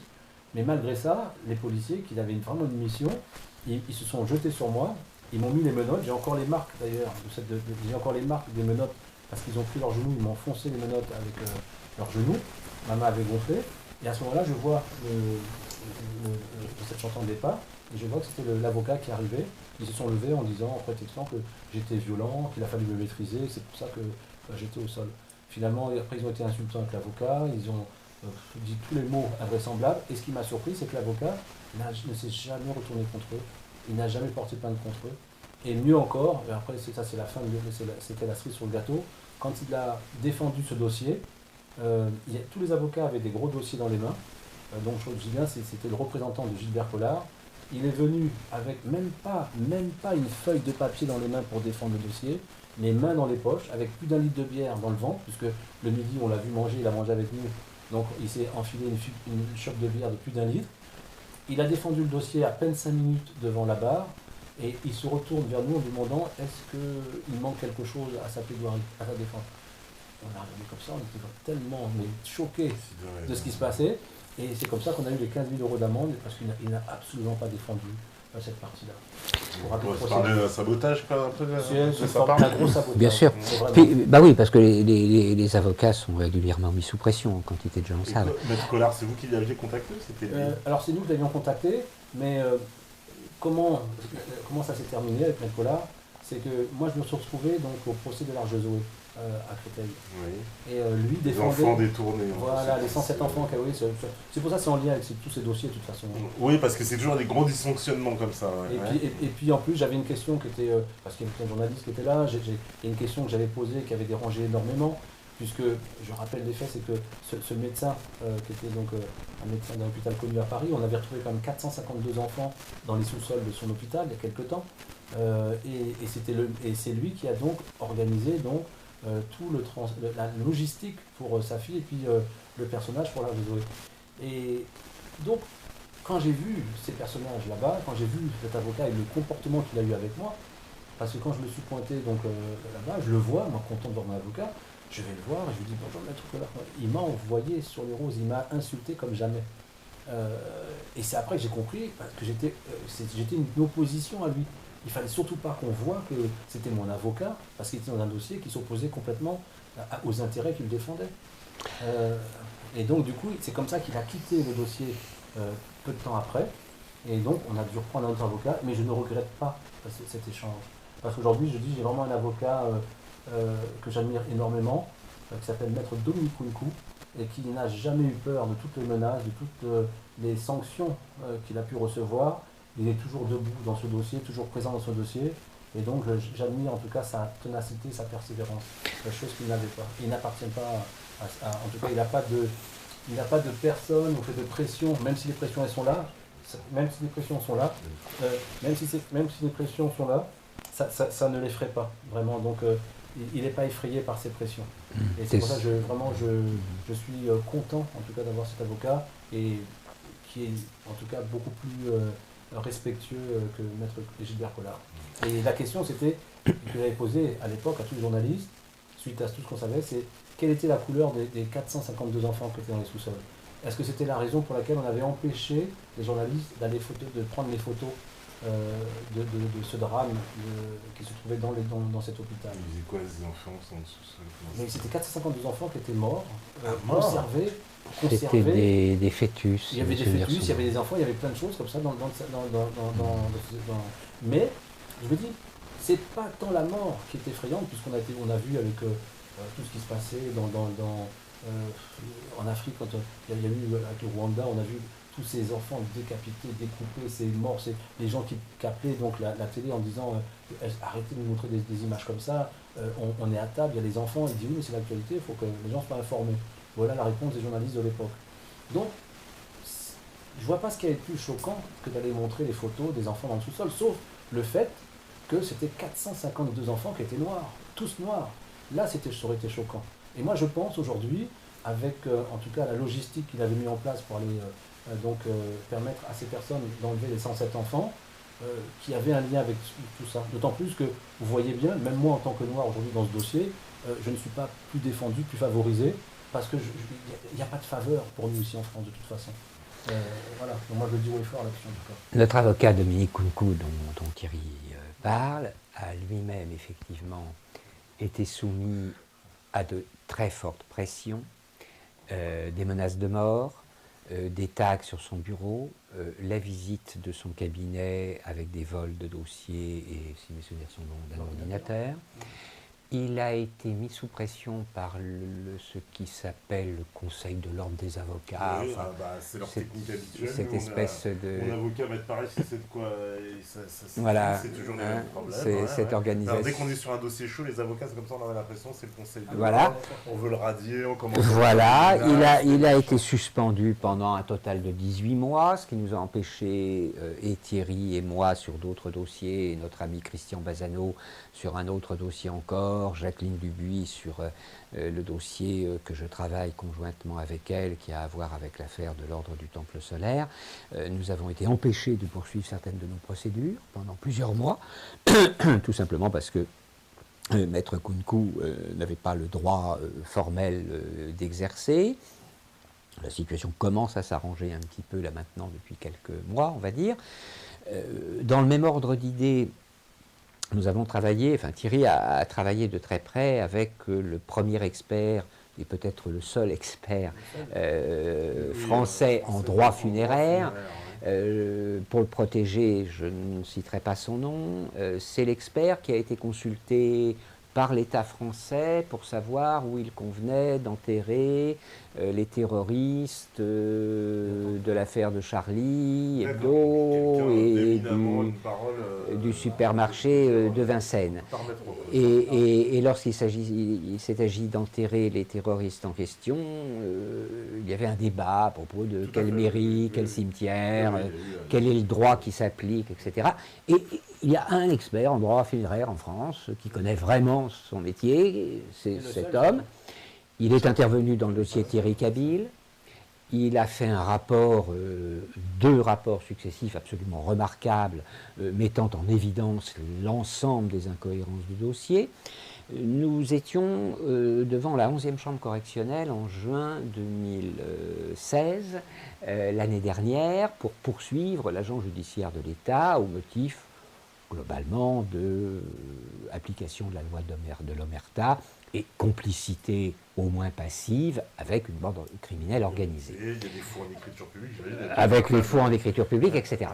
Donc nous avons poursuivi l'agent judiciaire de l'État, qui bien entendu a été parfaitement protégé par le système jusqu'au bout, et nous avions convoqué plusieurs témoins. Nous avions un général en retraite de la gendarmerie française, particulièrement compétent en matière de renseignement, qui venait témoigner dans un des dossiers pour lequel nous poursuivions l'agent judiciaire de l'État, celui concernant l'ordre du Temple solaire. Cet homme venait témoigner de la moralité et de la santé psychologique de certaines personnes impliquées dans le dossier. Et nous avions un autre témoin encore voilà, qui venait aussi un petit peu dans le même sens. Et puis nous avions convoqué dans le dossier de Thierry Cabil, parce que c'était un procès qui regroupait plusieurs parties civiles et plusieurs dossiers comparables, où s'applique à chaque fois la même loi de l'Omerta, le mensonge de l'agent judiciaire de l'État, les mensonges des avocats de l'agent judiciaire de l'État, les bricolages de l'information, les dénis de réalité manifeste. Lorsque l'on a un bout de papier blanc sur la table, on va vous expliquer que le papier est à la poubelle et que d'ailleurs il n'existe même pas, et que d'ailleurs il n'y a même pas de table, et que c'est pas sûr que tu existes non plus. C'est comme ça que ces gens-là fonctionnent, ils ont le cerveau qui fonctionne radicalement à l'envers. Nous avions donc convoqué comme témoin cet expert judiciaire qui était tout à fait d'accord pour venir témoigner, confirmer ses rapports, expliquer au juge pourquoi, comment il avait écrit, qu'il y avait quelques petits problèmes dans le dossier Thierry Cabil. Eh bien, cet expert, au dernier moment, la veille ou le matin même du procès, nous a téléphoné en disant « Écoutez, je ne viendrai pas, j'ai reçu des coups de téléphone très précis et je suis consultant, je travaille de manière indépendante, il est salarié de personne, il travaille donc sur des dossiers et sur facture en tant que profession libérale. J'ai besoin de vivre, j'ai besoin d'exercer mon métier et il m'a été confirmé par téléphone que si jamais je venais témoigner devant la 11e chambre correctionnelle du tribunal de grande instance de Paris le 29 juin 2016, eh bien, il en serait terminé de mes contrats demandés par l'État, puisque c'est en général un service de l'État ou un autre, police et justice, qui font appel à ces services. Donc voilà comment ça se passe dans ce pays. Voilà comment ça se passe dans ce pays. Nous faisons une conférence de presse, Thierry Cabil, Dominique Kounkou, maître Dominique Kounkou et moi-même, nous avons une conférence de presse le 4 novembre où nous allons parler de ce dossier comme nous le faisons ici ce soir. Je ne me fais pas d'illusions sur la présence de grands médias français à ce dossier. Des médias étrangers, ça c'est pas impossible du tout. Il y aura beaucoup de monde, nous savons déjà qu'il y aura beaucoup de monde et que la salle sera pleine. Cette conférence aura lieu de 15h à 17h au Théâtre de la Main d'Or, chez Dieudonné. Pourquoi à cet endroit-là? Parce que c'est un lieu de résistance, tout simplement. Oui, il nous offre la salle du théâtre pour l'après-midi du 4 novembre, ce qui est déjà un beau coup de main. Voilà, c'est une information qui me paraît utile de faire passer dès maintenant. Nous serons là tous les trois. Le sujet de la conférence, bien sûr, sera centré sur Thierry Cabil et l'affaire d'Eliane Cabil. En même temps, je crois que je serai conduit à parler de la problématique globale des pathologies lourdes de l'institution judiciaire française. Oui, parce que en fait, c'est ça un peu, cette affaire révèle le tout. Nous, ici, on a reçu pas mal de gens qui ont eu aussi des problèmes de dysfonctionnement avec la justice, qui sont un peu du même ordre, avec des faux qui ont été produits, des choses invraisemblables qui se passent, qui doivent normalement ne pas se passer, voilà, et qui pourtant se réalisent, qui sont tout à fait incroyables. Donc ça participe vraiment de ce tout, d'un dysfonctionnement général de notre institution judiciaire. Oui, je veux expliquer ça. Pourquoi je me suis autant investi dans le dossier de Thierry avec lui, en dehors du fait que je l'aime bien. Le dossier de Thierry est un dossier emblématique, c'est-à-dire qu'en fait c'est une tête de bélier avec lequel nous comptons bien enfoncer un certain nombre de portes d'un château fort. L'institution judiciaire est totalement malade. Ça, tout le monde le sait, y compris au plus haut niveau de l'État. On sait que l'institution judiciaire est profondément malade. Personne ne sait comment modifier cela. Et effectivement, cela ne peut être modifié que de l'extérieur. Et derrière le dossier de Thierry Cabil, il y a des dizaines, des centaines, des milliers de dossiers poubelles, avec plus ou moins de sang, plus ou moins d'argent, plus ou moins d'ordures qui remontent à la surface. Il y a des dizaines de milliers de dossiers. Placement abusif d'enfants, gestion mafieuse des tutelles et donc des héritages derrière, détournement ou spoliation de biens de chefs d'entreprise dans les tribunaux de commerce, gestion radicalement calamiteuse des enfants soumis à des violences sexuelles diverses et variées, où l'on va gérer les dossiers à l'envers et enfermer en prison les victimes au profit des agresseurs. Ce genre de dossier m'a moi-même coûté un jour, en 2007, 3 semaines de prison, dans un dossier que nous avons heureusement renversé d'ailleurs, où à la fin l'enfant a bien été rendu à sa mère là où il devait aller. Voilà, l'affaire de Montpellier que tu connais également, puisque nous étions en prison en même temps, une personne que tu as reçue et moi, tu vois de qui je parle, absolument. Des dossiers qui sont plus du dysfonctionnement, ce sont des dossiers pathologiques, enfin on est dans la maladie mentale collective. C'est bien plus grave qu'un dysfonctionnement. C'est pas une secrétaire qui fait une erreur d'écriture, c'est pas un juge qui regarde mal un dossier de manière un peu rapide. Il y a des juges intelligents, honnêtes, sincères, intègres. J'en connais, j'en ai connu et j'en connais encore. Ceux-là se font en général massacrer par le système. Il y a des suicides. Il y a des juges qui s'enfuient en courant, qui démissionnent, parce qu'ils comprennent à un moment, et qu'ils comprennent qu'ils sont coincés. C'est ces gens-là que j'ai envie d'aider aujourd'hui. Il y en a dans l'institution judiciaire, il y en a pas mal. Ils se taisent. Ou lorsqu'ils parlent, c'est discrètement. Parce que c'est trop compliqué, parce que c'est trop dangereux, parce qu'il faut bien toucher son salaire à la fin du mois, parce qu'il y a les enfants à nourrir, il y a le loyer à payer, etc. Et donc la grosse problématique à laquelle on est confronté aujourd'hui, il y a un député, Jean Lassalle, qui a fait un rapport il y a quelques années là-dessus. Il se trouve que nous sommes parfaitement en phase, lui et moi, sur les conclusions que nous tirons des observations comparables que nous avons pu faire, lui de son côté, moi du mien. Le rapport qu'il a fait, j'ai à peu près rien à en redire. Nous arrivons à la conclusion que nous ne nous sortirons de cette maladie mentale collective qu'en provoquant une rupture qui ne peut être que brutale. Et le dossier de Thierry Cabide, il est là pour ça. C'est un peu terrifiant, mais il est là pour ça. Pourquoi ce dossier? Parce que nous avons tous les morceaux du puzzle pour montrer la pathologie du système.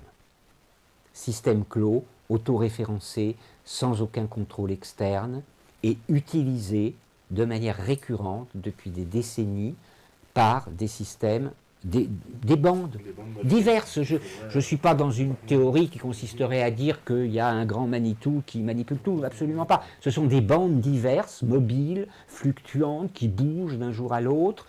On en a peut-être encore plus en province qu'à Paris, parce qu'en province c'est plus facile, c'est local, tout le monde couche avec tout le monde, ou en tout cas dîne avec tout le monde, en tout cas parmi les notables, les avocats, les magistrats, les policiers, les gendarmes, les préfets, etc. On se rencontre régulièrement. C'est des mafias locales très puissantes. Par exemple, dans le sud, on sait, dans la oui. par exemple. Voilà. Je me souviens, enfin, moi, du côté de Béziers. Même Sarkozy disait à ses amis là-bas, je ne peux rien faire pour eux. Voilà. Dégage de là. Voilà. Du côté de Béziers, on a un ami, Hubert Van Den Toren, qui se bat depuis des années, qui a, semble-t-il, assez bien progressé dans ses dossiers, qui a réussi à faire remonter quelques éléments de son dossier sur le Conseil supérieur de la magistrature, mais qui a été victime d'un incendie criminel, d'une tentative de meurtre, et il a tous les éléments pour montrer une pourriture collective majeure, avec des magistrats très bien ciblés, parfaitement identifiés, mais en même temps, il est confronté à peu près au même problème que nous, c'est-à-dire au silence du système. Il faut être très clair, nous ne sommes pas décidés à nous taire. Alors il va falloir nous assassiner, ou alors faire autre chose. Nous assassiner, ça ne va pas être facile, parce que comme m'a dit un jour un ami policier, il y a 15 ans, Pasqua t'aurait fait assassiner avec tout ce que tu fais, aujourd'hui il n'en a plus les moyens. Bon, Pasqua est mort, donc n'en parlons plus. Il y en a d'autres qui pourraient éventuellement imaginer qu'ils pourraient avoir les moyens de nous faire assassiner, Thierry, moi et quelques autres amis, Jonathan Delay au passage. Ça va être très difficile parce que c'est plus l'époque, parce que les temps changent et parce que le niveau de conscience de la population est en pleine évolution. Donc il va forcément falloir que certains individus au plus haut niveau de l'État, les agents de maîtrise et leurs adjoints dont je parlais tout à l'heure, finissent par écouter ce que nous avons à leur dire. Là, je ne suis pas très gentil avec eux parce qu'ils commencent à m'agacer là, ces derniers temps. Le jour où je rencontre ce genre de personnage, je suis très gentil, très aimable et très courtois, mais juste, il ne faut pas se foutre de ma gueule, quoi. En ce moment, j'ai par exemple, une première présidente de la Cour d'appel de Paris qui se fout juste de ma gueule. Elle se fout de ma gueule. Je lui ai écrit elle me répond le 21 juin, je vais vous faire répondre. Je suis le 20 octobre bientôt. J'ai toujours pas de réponse alors que je lui ai rappelé qu'il y avait un petit problème et un petit souci et que j'avais une question à lui poser 3 fois de suite. Donc elle se fout de ma gueule. Donc elle va se prendre des baffes. Alors, on va faire, là, on est parti, on en parlait tout à l'heure. Oui, c'est au figuré, je ne suis pas un violent. Je ne suis violent qu'avec le verbe. Je suis un garçon très très doux et très gentil, surtout avec les femmes. Avec les hommes, ça dépend des jours. Je suis très gentil et très doux, mais verbalement, je le suis moins. Verbalement, je le suis moins. Nous allons faire une assignation de l'agent judiciaire de l'État. Ça tombe bien, c'est une femme aussi. Alors, je serai très doux et très gentil avec elle, mais verbalement, je vais lui donner des baffes. Ça, c'est clair. Alors, la pauvre, elle arrive dans son job. elle est débordée, c'est une gamine, enfin, ou à peu près, c'est une petite jeune qui sort de l'école, qui a fait 1 ou 2 postes dans la fonction publique et puis qui se retrouve avec un costume trop large pour elle. Je ne vais pas la citer, on trouvera son nom sur Internet et puis elle va être connue bientôt puisque beaucoup de gens vont la connaître. On va faire une assignation sur son nom et je la ferai connaître évidemment publiquement. On fera une petite vidéo à l'occasion. L'assignation va impliquer la responsabilité personnelle de la première présidente de la Cour d'appel de Paris, peut-être bien aussi celle de la procureure, décidément. Oui, c'est 3 femmes là qu'on va cibler, c'est intéressant, c'est amusant, ça change. Et puis on va monter aussi une citation directe à la devant une cour d'assises de Paris. Là, ça va commencer à devenir chaud parce qu'on va citer l'officier de police judiciaire qui a signé les faux actes de décès. On va citer l'officier d'état civil de la mairie de Gonesse qui a signé les faux actes d'état civil. Voilà, tous ces gens-là, on va citer certains médecins de l'hôpital de Gonesse. C'est-à-dire que jusqu'à présent, je n'avais pas réussi à le faire parce que et puis les juges, bien sûr, oui, on va s'amuser. Donc on va valider tout ça. Ouais, on en a une quinzaine. Celui qui a validé les 3 actes. Voilà. Faut qu'il s'explique parce qu'en plus, c'est même contre son camp. Parce que j'imagine quand même que dans les lobbies, ceux qui le soutiennent, il y a quand même tous les industriels. Et là, autoriser du faux en écriture et même de faire des faux billets, ça ne va pas arranger leurs affaires quand même, c'est industriel. Donc là, oui, ça va pas arranger.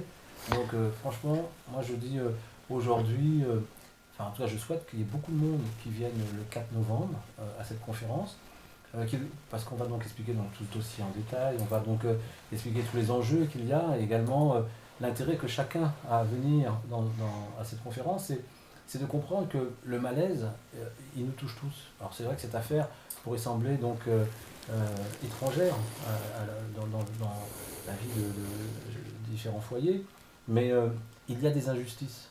Et les injustices que chacun prononce, elles se racontent différemment de cette histoire, mais elles se racontent dans le même sens.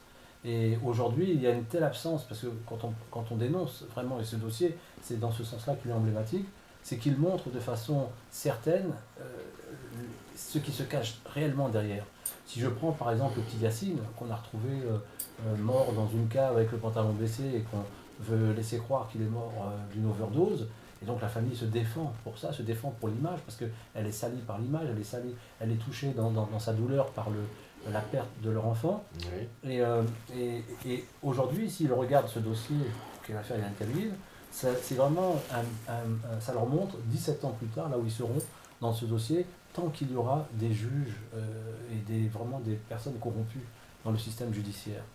Et c'est la raison pour laquelle, c'est vrai qu'à un moment donné, il faut savoir tous se rassembler tous ensemble. C'est pour ça qu'on dit que ce dossier est un dossier bélier, parce qu'il faut se rassembler tous ensemble sur un dossier qui a déjà tous les éléments pour démontrer ce niveau de fraude, d'imposture. C'est-à-dire que c'est des personnes qui ont effectivement, ils ont la tenue des juges, ils ont les articles de loi des juges, mais dans leur application, ils sont uniquement là pour protéger les réseaux. Et ça s'arrête là. Ces gens-là ont simplement oublié une chose, ce sera peut-être mon mot de la fin, c'est que sous leur robe, comme tout être humain, le roi est nu. Et ils oublient juste cette vérité fondamentale-là, c'est que le roi reste toujours nu. On va prendre ça. Une petite conclusion aussi, Thierry. Oui. Parce que c'est quoi la... Alors, on va dire, il y a la conférence de presse. Et prochaine étape. Il y a une assignation et il y a une citation à la cour d'assises. Pour l'instant, elle est dans nos tuyaux, si je puis dire, depuis déjà plusieurs mois. Elle est pratiquement prête. Nous ne l'avions pas mise en œuvre pour une raison simple, en dehors du fait que ça coûte de l'argent et qu'on a besoin de finances pour cela et que ce n'est pas toujours facile, évidemment. Régulièrement, je fais des appels à dons pour être soutenu parce que, voilà, on est obligé de le faire, malheureusement. Nous n'avons pas les moyens de financer tout cela en permanence. Ça, c'est une raison. Et l'autre raison, c'est que pour faire une citation directe, il faut l'intégralité des états civils d'un certain nombre de personnes. Et ça, c'est une chose qui n'est pas facile à trouver. Les anges étant particulièrement bienveillants à notre égard dans ce dossier depuis des années, nous ont apporté récemment 2 personnes qui ont la capacité de nous fournir les états civils nécessaires et utiles. Donc voilà, je commence à les avoir les uns derrière les autres, et à partir du moment où j'ai les états civils, nous allons pouvoir, avec Dominique Couicou, avec Thierry, avec d'autres amis concernés, nous allons pouvoir mettre en place cette citation directe directement aux assises pour crime. Et là, il va bien falloir qu'un certain nombre de gens s'expliquent. Dernière question. Vous envisagez pas un jour de tous vous réunir, tous les gens victimes justement de ces problèmes judiciaires, parce que vous êtes tellement nombreux que peut-être en unissant vos forces, vous parlerez plus fort, j'ose dire, et montrer... Alors, d'une certaine manière, c'est ce que nous faisons déjà. En mars dernier, nous avons publié un texte mettant en accusation 4 hauts procureurs de la République. Le texte est disponible sur Internet, il a été distribué à plus de 10 000 exemplaires papier sur la place Vendôme et en d'autres lieux de Paris. Nous mettons en accusation 4 hauts procureurs et derrière une liste de 12 personnes victimes de dysfonctionnements judiciaires majeurs, dont Jonathan Delay, dont Hubert Van den Toren, d'autres noms encore, de gens bien précis qui disposent de dossiers solides, que nous avons pu, valider. Et nous savons qu'effectivement, il y a des dizaines de milliers de dossiers en souffrance, notamment de femmes qui se battent pour leurs enfants. Notamment, beaucoup de dossiers de ce type-là. Placement abusif, dossiers de violences sexuelles, pédophilie, etc., qui sont des dossiers écœurants, immondes, odieux, insupportables. Réunir tout ce monde-là, nous le faisons autant que nous le pouvons, nous communiquons beaucoup. Ce n'est pas facile, parce que chacun est pris dans sa souffrance, pris dans ses difficultés, pris dans sa propre guerre avec les institutions. Ce n'est pas facile, mais ça fonctionne. C'est-à-dire que les choses évoluent petit à petit, tous les jours, par Internet, par Facebook, par téléphone, par courrier. Les choses évoluent, les liens se font. Les liens se font.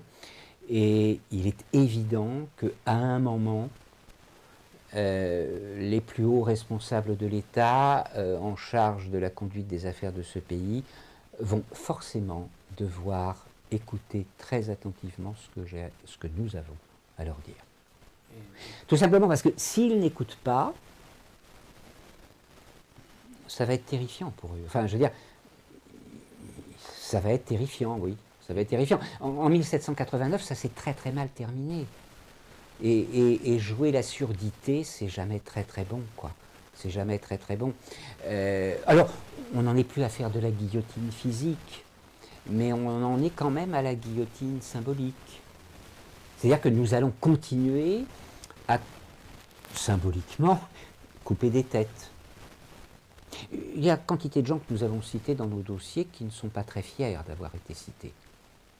Ça va continuer et ça va s'amplifier parce que il faut bien comprendre une chose, il faut vraiment bien comprendre une chose, que ce soit Thierry, Kabyle, sa famille, Jonathan Delay que je citais tout à l'heure, Christian Bazano qui est un autre ami qui travaille sur un autre très gros dossier poubelle de l'État français, 22 milliards de dollars bricolés au travers de détournement au travers d'une usurpation d'identité, enfin plusieurs usurpations d'identité, dossier poubelle avec aussi là du sang, de l'argent et des élus politiques dedans.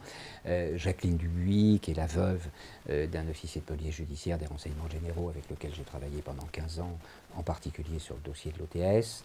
Tous ces gens-là sont d'une absolue, totale, radicale, définitive et non négociable détermination. Et face au système, d'un côté d'impuissance de certains et de gangstérisme radical d'autres, notre détermination, elle est en carbure de tungstène, double paroi, entourée de béton armé. Ça veut dire que dans 30 ans, nous continuerons à les pourchasser, ceux dont nous parlons aujourd'hui.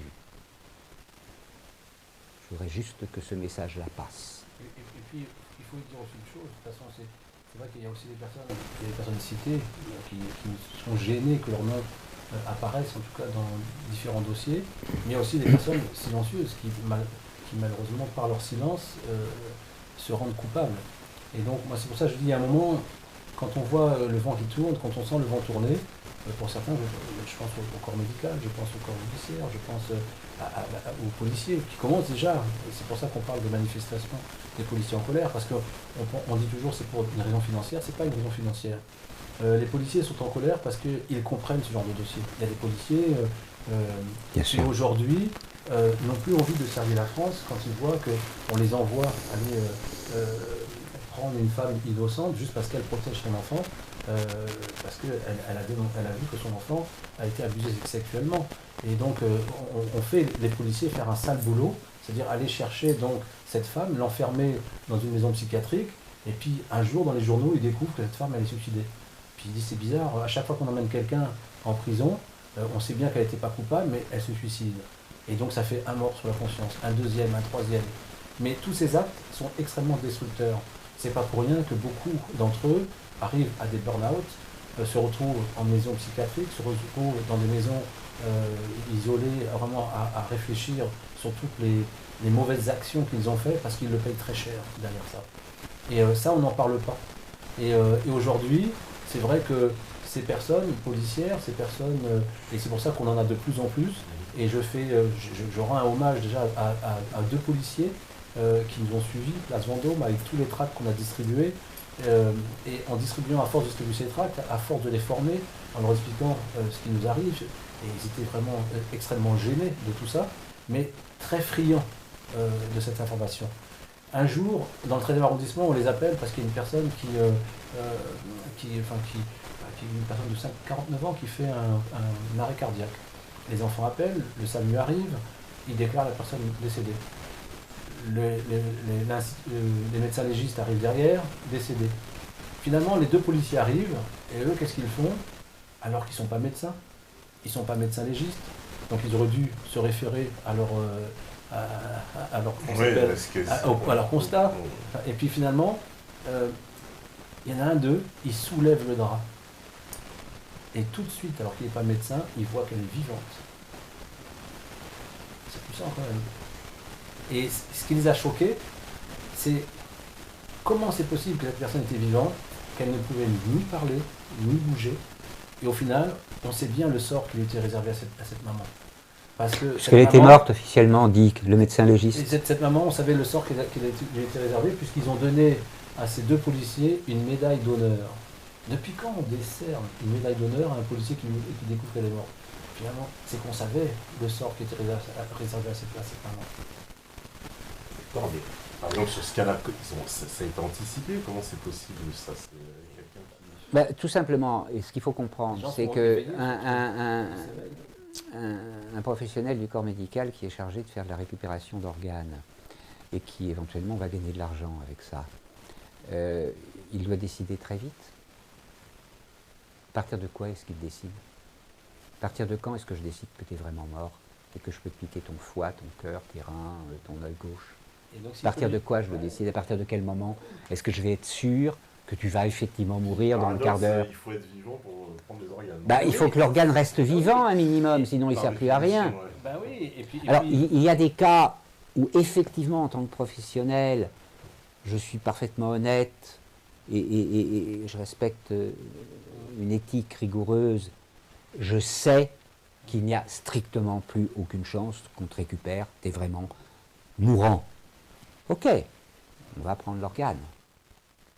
Mais si je suis payé, très bien payé, pour ramener de la marchandise, et que j'ai une morale à géométrie variable, et que je sais que de toute façon je vais être protégé par le système, tu es mourant, mais je ne suis pas très sûr que tu sois complètement mourant. Peut-être que si on t'emmenait vraiment en urgence et qu'on fasse tout ce qu'il faut, peut-être qu'on peut te récupérer. Mais on a peut-être plus que 20% de chance de te récupérer. Ouais, 20% de chance de te récupérer. Bon, allez, on enlève le foie, monsieur. C'est comme ça que ça se passe. Bon, en tout cas, une affaire qu'on va suivre, qu'on aura l'occasion de vous dire ce qu'il adviendra, enfin, s'il y a d'autres d'autres C'est- événements c'est- qui c'est surviennent, un dossier nous qui n'est pas informeraient, fini. quoi. Voilà, j'imagine Oui. que c'est un dossier qui n'est pas terminé. Non, C'est et clair. puis, par contre, on aurait un énorme plaisir à te voir à la main d'or venir couvrir l'événement. Ouais, d'accord, ouais. Si tu Je sais pas si j'aurai la possibilité parce que c'est un peu compliqué pour faire des déplacements, mais pourquoi pas. Pourquoi pas, On, ça on serait- verra si le. Ça serait une bonne chose, parce que c'est vrai que finalement, c'est vrai qu'aujourd'hui, moi je dis, c'est vrai qu'il y a cette presse libre, entre parenthèses, dont tu fais partie, et c'est pour ça qu'on est là aujourd'hui. Et puis quand on parle de presse libre, il y a toujours cette presse enchaînée. Et malheureusement, on est face aujourd'hui à une presse qui répond au doigt et l'œil à ce système. Et il faut vraiment venir, c'est une forme de contre-pouvoir. C'est-à-dire que toi, pour moi, tu es un contre-pouvoir de l'information. Mais vraiment, parce qu'il y a l'information qu'on veut bien nous servir pour nous enfermer vraiment dans une certaine, je sais pas, logique. Et puis, il y a des personnes comme toi qui sont là pour venir informer réellement le public. Parce que tu vois, l'information qu'on diffuse aujourd'hui, c'est une information que TF1 a pris le risque une fois, mais bon, avec une idée bien précise. France 2 ne va pas le prendre, François ne va pas le prendre, c'est-à-dire que toutes les autres chaînes ne prendront pas. Vous verrez qu'à la main d'or, on ne verra pas ni TF1, ni France 3, il n'y aura aucun grand média ce jour-là, lors de cette conférence de presse. Nous le savons très bien. Mais nous, on fait toujours appel vraiment à des personnes qui ont soif de vérité et qui ont surtout l'intérêt d'informer leur famille et leurs proches. Parce que c'est ça le rôle vraiment de la presse, c'est d'informer. D'informer pour se protéger. Je le pense vraiment. Voilà. Merci à vous, merci Christian, merci Thierry. Voilà, vous suivrez de toute façon les suites de cette affaire. Et d'ici là, de toute façon, voilà, vous écoutez ce message, forcément, vous êtes la résistance. Merci à vous. Ciao.